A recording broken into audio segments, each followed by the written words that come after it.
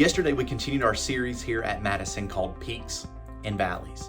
And we looked at the Valley of Siddim and what took place there at Sodom and Gomorrah. And one of the things that we had noticed in that text is that Abraham and Lot were having difficulty being so close to each other that Abraham said, listen, we've got a lot of land. Why don't you pick? You go one direction, I'll go another. And so what Lot picked was an area that was east, and it was a beautiful place, a very fertile place. But part of the problem is the place he decided to move to was a place that was very notorious for their wickedness. And that was the area of Sodom and Gomorrah. And what we noticed about Lot is something that we notice with each and every one of ourselves, is that we don't just all of a sudden, find ourselves living a life of sin. Oftentimes there's a progression. See, what had happened with Lot is he had camped there. Then after he camped there, it says in chapter 19 that he began to sit in the gateway of the city, which was really code for he had become a leader there. And then in verse 7 of chapter 19, he even called these people his brothers. It was little compromise after little compromise that made Lot become one of the people doing the very things that he shouldn't be doing in the city of Sodom. Well, God was getting ready to bring justice down on Sodom and Gomorrah. And so Abraham had heard about this. And so what he does is he prays on Lot's behalf and says, God, if I can find 50 righteous people, will you save them? God said, sure. He said, well, how about 45? God said, yeah, that's fine. Okay, maybe 30, 20, 10. He's starting to sound like an auctioneer, but he couldn't even find 10 righteous people, just Lot and his family. And so God heard Abraham's prayer, sent some angels down, but even when God sent the angels down to warn Lot to get him out of this place, it said there in the text that Lot continued to linger. It was really hard for him to get that foothold that he had there in Sodom, to let it go. There was still some of Lot that was so much in the world.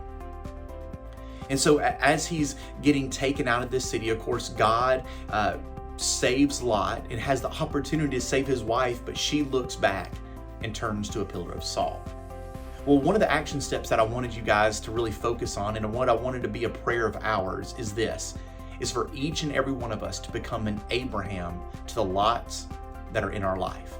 And what I meant by that, if you remember in the text, that God had heard the prayer of Abraham.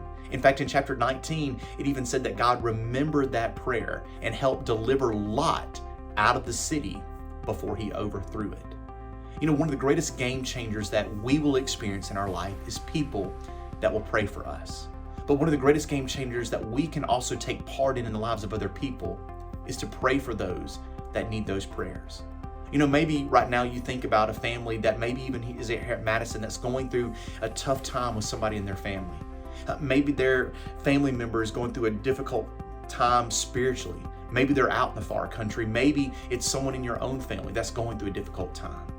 What I want to encourage you to do is to be an Abraham to the Lots that are in your life. I shared with you a story yesterday about a family, a mom named Sarah and a boy named Robert. And Robert had made several terrible decisions, but every single day his mom prayed for him. And even though he made those terrible decisions, God in his grace gave him another opportunity.